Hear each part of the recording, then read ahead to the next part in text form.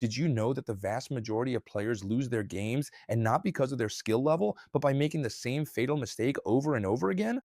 Today, I'm going to show you what that mistake is, how to avoid it, and above all, how to turn it into an opportunity for you to win that game yourself.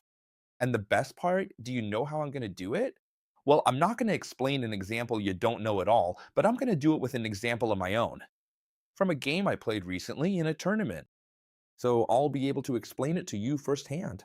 In that game, I was playing with the black pieces, and I used the French defense.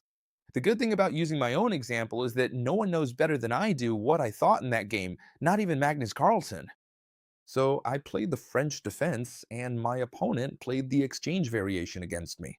You know, that here they can advance the pawn, they can play knight c3, even knight d2, the Tarash variation, and a very well known variation is also playing pawn takes pawn. Careful. Something very important you should know, especially those of you playing below the 1600, 1800 level, is that the opening isn't the most important thing in the world, okay? It's fine for starting the game, especially without losing. If you can choose and get an advantage, even better. But the most important thing is when the opening ends, everything you're going to think during the game, because from then on, neither you nor your rival will know what to do, and that's when you're going to start thinking for yourselves. In this game, after knight f3, I played knight d6, bishop d6, all of this is theoretical. Okay, in the exchange French, you usually place the bishops here, the knights here. In fact, my opponent does exactly the same as I do, or rather, I do exactly the same as my opponent, and here there are different strategies. Let me explain. A very interesting move the both white and black can use in this variation of the exchange French is the pin of the bishop on the knight. Now, it would be too premature, because there would be the move queen e7, which would force my opponent to pull one of his pieces back, either this bishop he just moved, or the previous bishop, or failing that move, his queen. Then I could do queen takes queen, and after bishop takes queen, he has also placed his bishop back. And in fact, it leaves me this great diagonal for my other bishop. That's why my opponent, careful because my opponent was quite strong, what he did was, instead of coming with the bishop, he castled first. Exactly the same thing I did. And now this plan is indeed more powerful. Why? Because the king is no longer on the central file. It's that simple. Did you get it?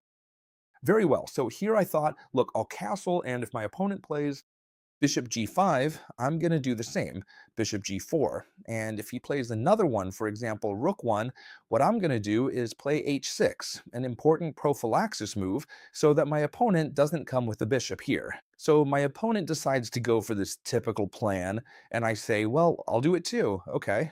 Mistake by my opponent. First mistake, okay? And this mistake is made a lot, especially at lower levels, exchanging pieces when you shouldn't. He traded his bishop for the knight. I guess my opponent was looking at this variation because my opponent didn't have a bad ELO rating. So I say, it's strange that he captures this knight. Why? Because now, when I capture with the queen, look at what has happened. First, my opponent has lost the strong pin he had. He doesn't have it anymore. I'm still maintaining it, and not only that, but I've increased it. So I don't have any problem, and my opponent has a big problem. The problem is this pin right here.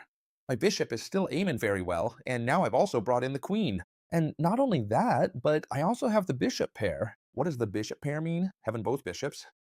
That's always the slight advantage over our opponent. And so the game continues here.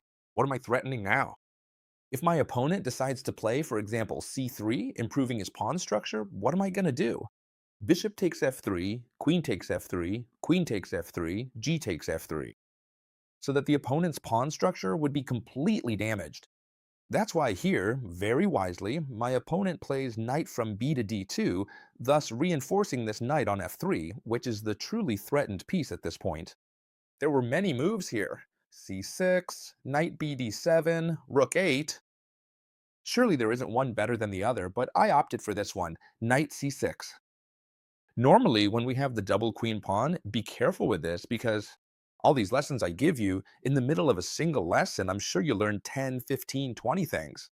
That's the good thing about these videos, okay? When there's a double queen pawn, as you see here, the two pawns on the queen file, the best way to fight against them is with the c pawn. Okay? That's why if I place this knight here in front, I'm hurting myself a bit because this c pawn can no longer advance. But why did I do it? Very good question. For now, I did it because I'm pressing this pawn right here with a lot of force. In fact, now I'm threatening knight takes, winning a pawn, since this knight isn't defending the d4 pawn, as this knight is useless now because it's pinned. So my opponent must play c3. Very good move. Rook 8, see? What I do is try to make the difficult simple. Careful, chess games are not simple at all. They are extremely complicated. Don't misunderstand me. But the important thing is to try to make it as simple as possible, to understand it well, and above all, so that things flow well. Watch out, what do I do? Well, I have all the pieces developed. What am I going to do? Well, I bring the rooks to the attack. In this case, I place the rook on the open file. An open file is that file where there are no pawns, neither ours nor the opponent's, and where the rooks feel wonderful because they have a lot of ground to run. It's clear that this rook here isn't as happy as this rook on the e-file. And why do I bring this rook and not the other one? Because I want to place this rook here, and the other one, I'll probably either put it by its side or put it over here and try to advance on this side. So I prefer to place this rook, which wasn't doing much here, on f.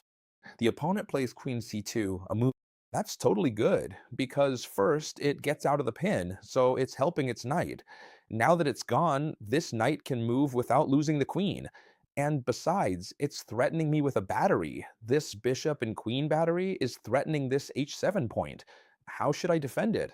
A mistake would be to play g6, because I'm weakening the dark squares of the kingside castling a lot, see? By having all the pawns on light squares. The dark squares would be very weak, and besides, they could trap this bishop if I'm not very careful. So I played h6, a much better move. It's true, they can give me this check, but it's useless. I would simply stay with the king here, and now I'd be threatening this move, making my opponent lose the bishop. That's why a simple check here, just like that, doesn't make any sense at all. Don't give checks just for the sake of it, okay? So my opponent, what he does is a good move. He also brings his rook to the open file. Very well. So here's a moment to think, right? It's a moment where we have to start thinking now. We have all the pieces developed, the rook on the file, there's a rook exchange available. What do I do? Do I exchange just for the sake of exchanging, or do I think of a better move? Well, look, this knight here, it's not doing anything anymore, right? It's threatening a pawn that's well defended, it can't jump here, and it's doing nothing here. So I repurpose it through the e7 square. The good thing about knights is that when they're doing nothing, you can repurpose them thanks to their jumps. And look what I do. I'm aiming here and here. And not only that, but I also free up the c pawn for the future. You'll see, it's going to be extremely useful for trying to advance that queen side. That's why my opponent here simply plays h3. I had a dilemma here.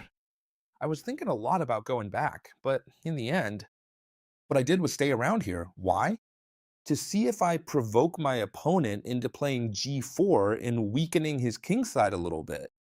So my opponent doesn't fall for that trick, let's say. He plays queen b3, threatening this point. Very well, another extremely important point in the game. My opponent is targeting this pawn, and here I have the job of thinking. Is it a good idea for him to capture it? Well, the truth is that capturing it isn't the best idea in the world either. So I could play c6, and if he captures, I could start threatening over here and enter with the rook. It would be opening lines for me. But I say, you know what? I don't want to complicate my life. I'm going to play d6 so that now he can't capture anything anymore. And not only that, but I prepare what this pawn is preparing for is a possible c5 so that it would defend it. Then my opponent played a 4 to come and break this whole structure, and it's the perfect time to play c5. At this point, I already knew I was doing great. What does c5 threaten? The answer is obvious. It threatens this, right? Winning a piece. So my opponent has to do something. He captured this pawn. And now let's do something.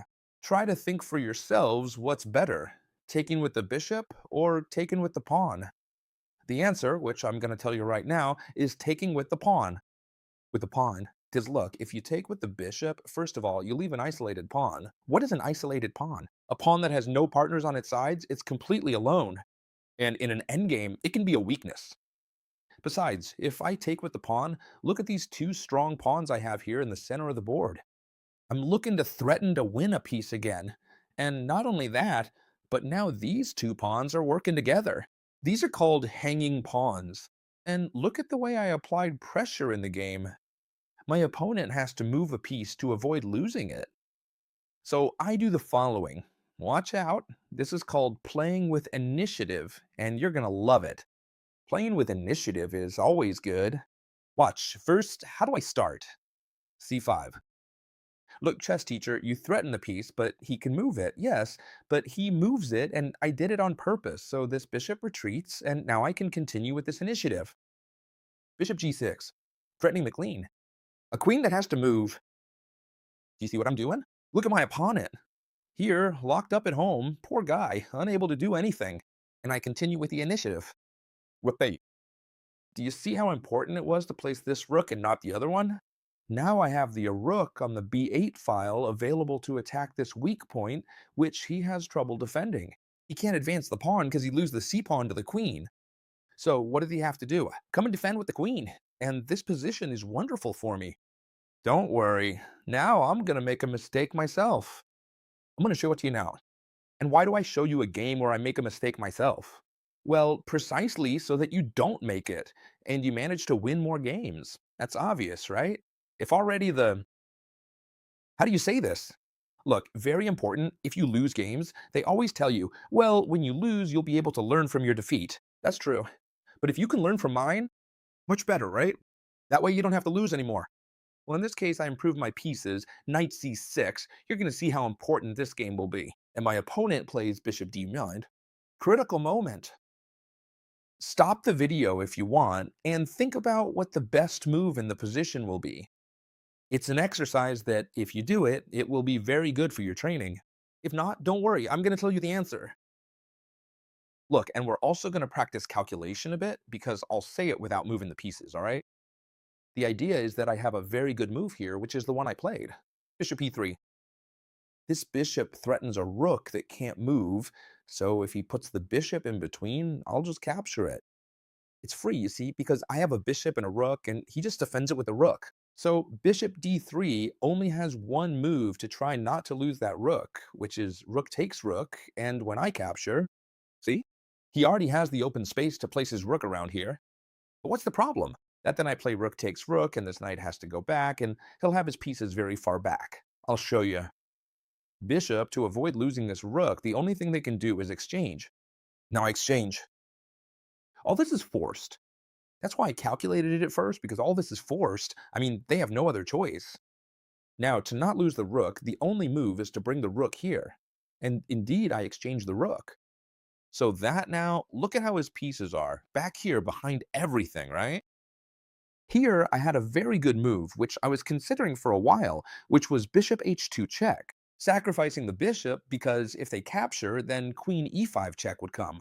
The king would have to go back, and then I take this one with check, I threaten here. He could also block with the pawn, but, well, I saw this as a bit murky, and I say, look, you know what? I'm going to bring the queen to the attack. I set up a battery which threatens checkmate if my opponent is careless. Checkmate on the next move because the king can't escape, you see? And if my opponent now decides to block, which is correct, with one of the two knights, so that they threaten the checkmate and defend the knight that was around here, which is what they did in the game, so I'm going to think about how to continue. Well, what I did was add more fuel to the fire. A piece that wasn't doing anything, you see, a knight that does nothing, I bring it forward. And now my opponent tries to open up a bit of space here to get out with the queen, and I do the following. Even more, I add more fuel to the fire. Now it's the bishop's turn. I'm threatening many things already. Exchange in pieces and enter in, and watch how I do it because it's gonna fascinate you. What does my opponent do? He tries to enter with the queen. Do I care if he gives me this check? For now, no, because I can do, for example, knight takes knight check. He has to do something. Knight takes knight mandatory, because if he takes with the bishop, I would enter through here, you see? So he has to take with the knight, and now I do bishop takes knight. If he enters given check, I just move away. And nothing happens here. or I even block with the bishop, nothing happens. My opponent first captured this bishop from me. And now what did I do? Very important, key moment of the game. Key moment of the game. If I hadn't captured this bishop, I would have won the game. This knight would have won the game immediately. And this is a typical mistake, okay? That I make and everyone makes. I want to enter through here and eliminate the defender. There was a much better move, okay? Much better. The move was queen c1. To give you an idea, this move gave me a -4 or -5 advantage. That's huge. It's like I had an extra rook. Why? Because this move is so good, I'll explain. It's very simple. I threaten the bishop and I threaten the pawn. There's no way to defend everything at once. If the queen comes to defend the pawn, I take the bishop. And there's no way to defend both at once, so I'll take this pawn, then this one, I'll keep threatening. All right, this move was very good. I miscalculated. I calculated capturing first, and now queen c1 check. It's okay, I managed to win the game in a way that will blow your mind, and you can use it to win yours too. But first, see that it's fine. Everyone makes mistakes. Suddenly, now the game is extremely even because my opponent brought the queen here, defended. If I take this pawn, he takes mine and absolutely nothing happens. That's what happened in the game. But don't worry because I won in 3 moves here. I won in 3 moves. But you have to learn that sometimes it's okay if you make mistakes. Obviously, we're not machines. And that's precisely what you should do to play to your advantage. I won on the next move. How? Well, with the following move. Watch out, he threatens my bishop, and I came with the bishop here, provoking my opponent. This isn't the best move. There were probably better ones, without it being a bad move. Probably queen a8 was better, starting to threaten, but anyway. Let's see, why you like this move so much, chess teacher? Well, this move is a sucker trap, as I like to call it. What happened with this move? First, it avoids any kind of check, and second, it allows my opponent to make a mistake. If he comes through here, he loses the game. If he comes through here, he loses the game. If he takes the pawn, he loses the game, which is what he did. He took the pawn and lost the ganking. We're going to win in 2 moves. Try to guess it by pausing the video, because I'm going to tell you now. The final move was the following. Queen c8, check, winning the game. My opponent obviously saw the bishop can't cover because I'd give it away. I can only cover with the queen, and now the final blow is like, if I capture here, nothing happens. The idea is to deflect the king with this check. Whether he takes or comes here, the queen will no longer be defended, and I'll win the game. My opponent here resigned, obviously. For example, I'll show you. If he takes here, I simply take the queen. That's how I managed to win the game, even though I made a mistake. It's fine. I'm sure these kinds of videos help you a lot because they're completely free lessons that help you improve your chess level. If you want me to give you more gifts like this, okay? Subscribe to my newsletter. I'm going to give you gifts, and also every Sunday I deliver a lesson. In fact, today a totally free lesson is coming out that I'll send to your email. I love sending you valuable content, so just click in the description or search online for Chess Teacher Newsletter and it'll pop up, all right? If you want more videos like this, then leave a like. It's the way I can see that you enjoy this type of video, all right? Or leave me a comment telling me if you also make these kinds of mistakes. And above all, the most important thing is that you subscribe to the channel so you don't miss any videos. So I hope you loved it, friends, and we'll see each other, as always, in the next video. Bye.